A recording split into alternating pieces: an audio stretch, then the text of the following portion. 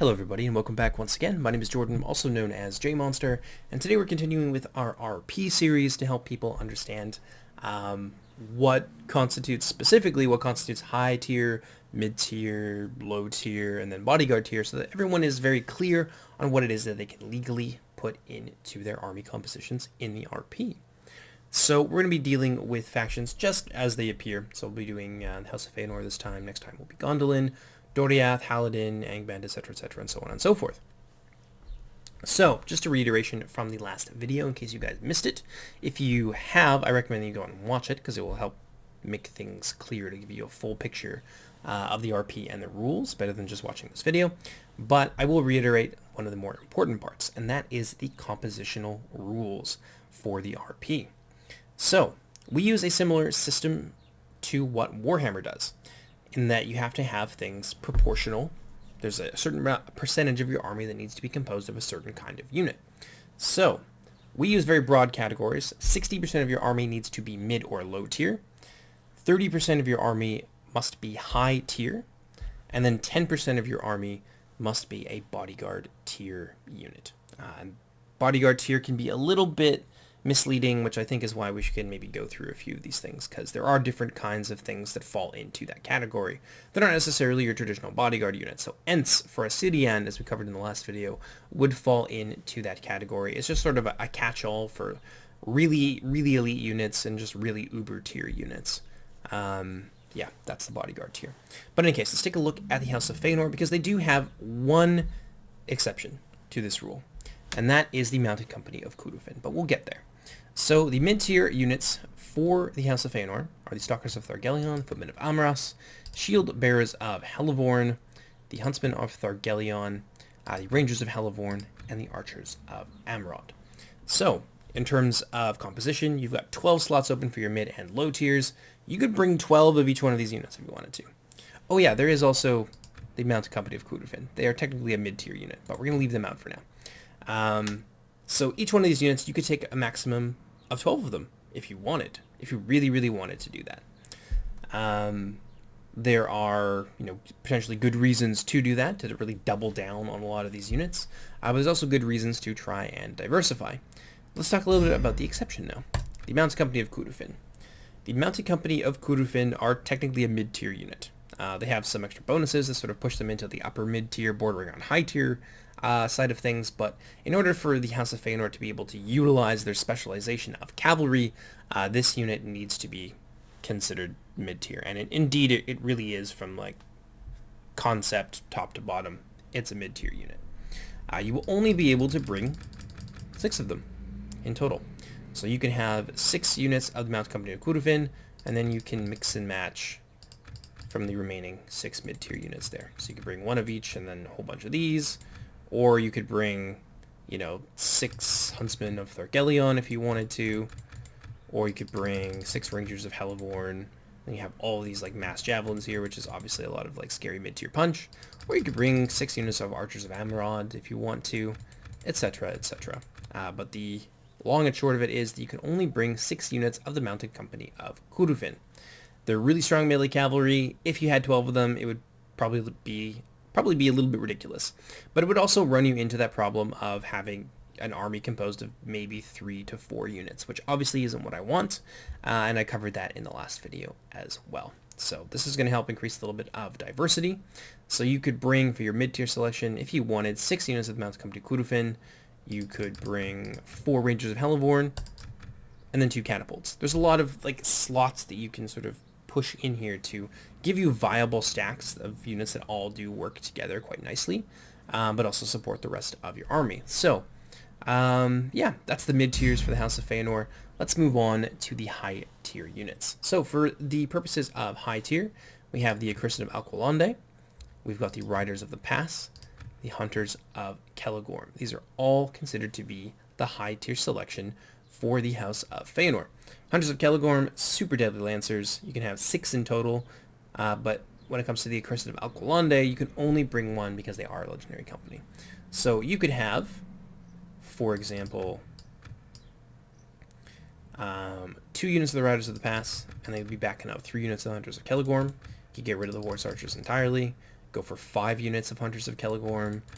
If you wanted to, you could just get rid of the Accursed and go for 6 units. It's really down to you how you want to fill out those 6 slots, but the important thing to take away is that you can only bring 6 in total, and you can only bring 1 of the Accursed of Agalon. Moving on now to the Bodyguard tier units, we've got the Otorn Mightymo and the Roqueni Magloro, the Oathsworn of Mithros, and the Knights of Maglor, respectively. And you can bring 1, you can bring 2 of each, you can bring 2 of the Otorn. It really is down to you how you want to fill out those last 2 slots.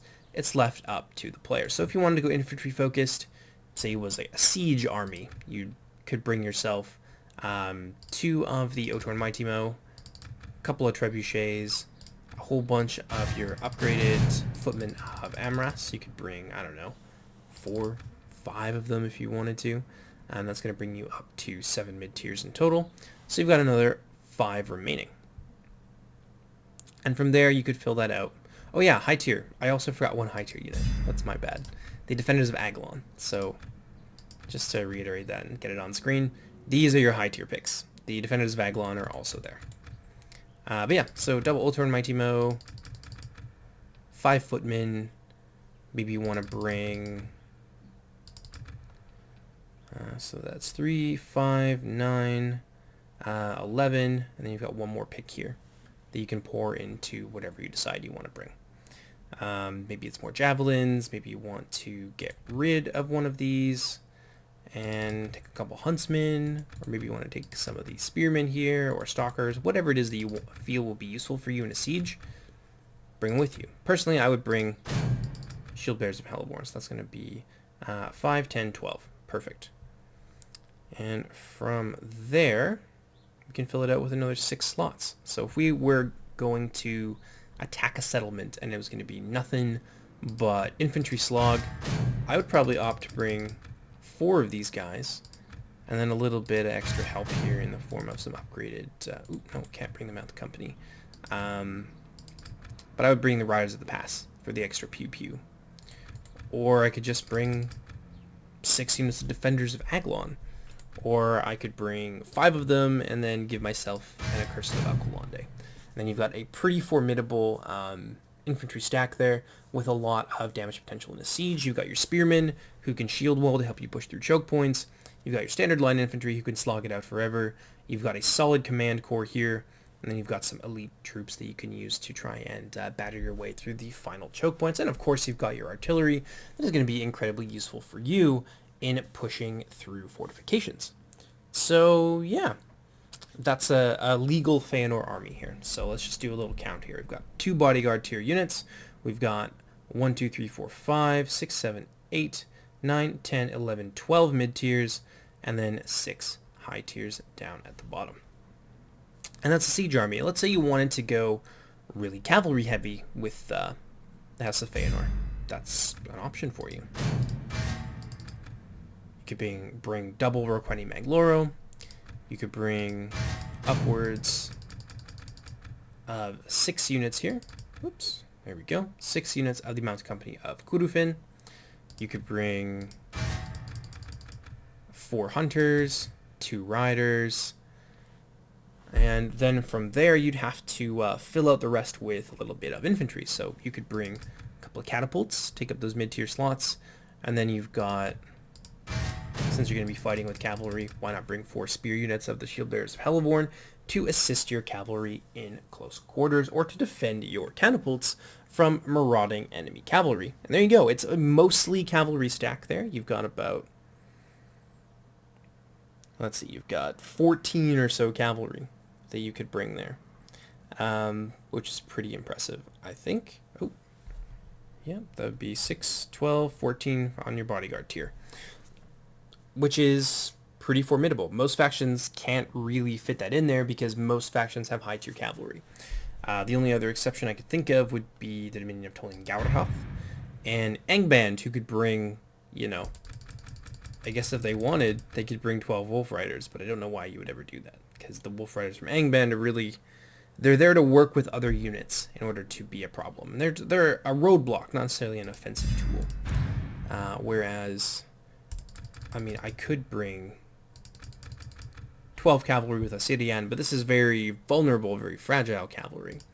House of Ingolfin, all their units are high tier, so they could, that's the amount of cavalry that they could bring, maximum. So when it comes to the House of Feanor, they really do stand out with their ability to field a huge amount of cavalry, and that comes down to the way that their tiers break down. So they've got some things on high tier, they've got some things on mid tier. So they can bring a little bit of everything that they need.